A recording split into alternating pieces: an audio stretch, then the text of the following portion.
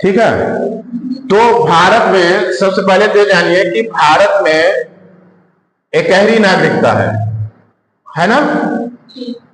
भारत में एकहरी नागरिकता है। मतलब क्या इसका, कोई भी व्यक्ति भारत का नागरिक है ना, चाहे जिस प्रांत में रह रहा। जबकि अमेरिका आदि देशों में क्या है, अमेरिका आदि देशों में दोहरी नागरिकता है। मतलब कि अमेरिका का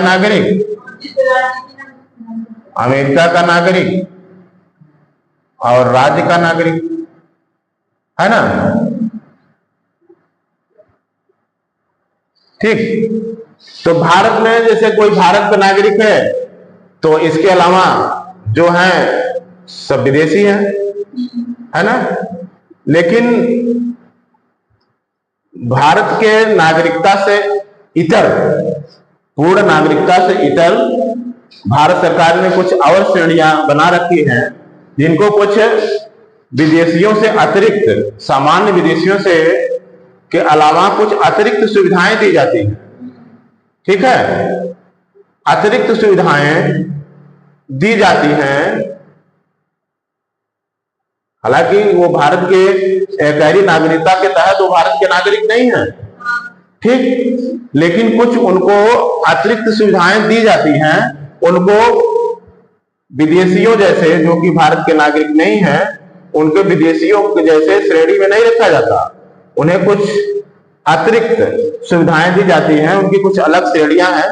ऐसी ही 3 श्रेणियां बनाई गई हैं, जिसमें जो सबसे पहली श्रेणी है वो है अनिवासी भारतीय। कौन सी श्रेणी? अनिवासी भारतीय, एनआरआई। ठीक, एनआरआई, नॉन रेजिडेंट इंडियंस। ठीक है, नॉन रेजिडेंट इंडियंस। एनआरआई दिवस की शुरुआत जो है एलएम सिंघवी समिति की सिफारिश पर किया गया था। एलएम सिंघवी समिति की सिफारिश पर किया गया था।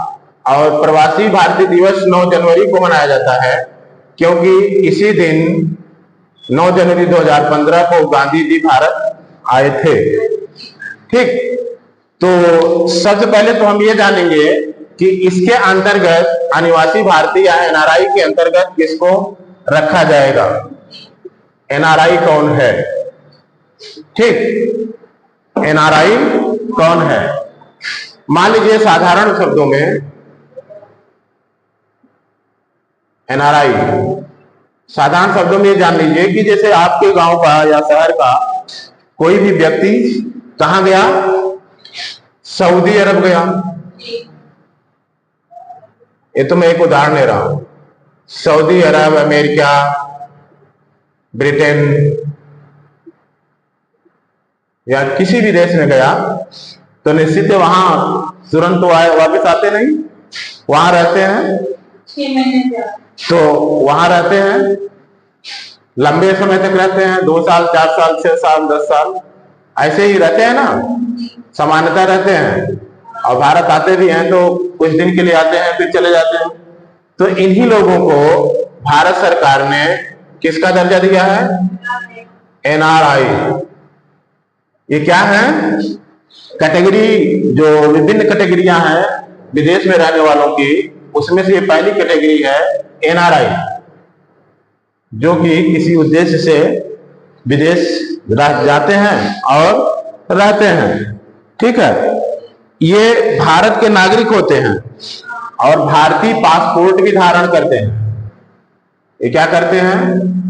भारत के नागरिक भी होते हैं, नागरिक होते हैं और भारतीय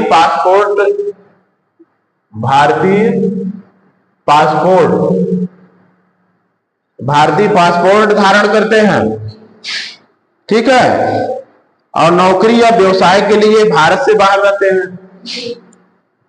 ये क्या करते हैं? नौकरी या व्यवसाय के लिए ये भारत से बाहर रहते हैं। आप देखिए इस समय तो अरब कंट्री में सबसे ज्यादा जाते हैं।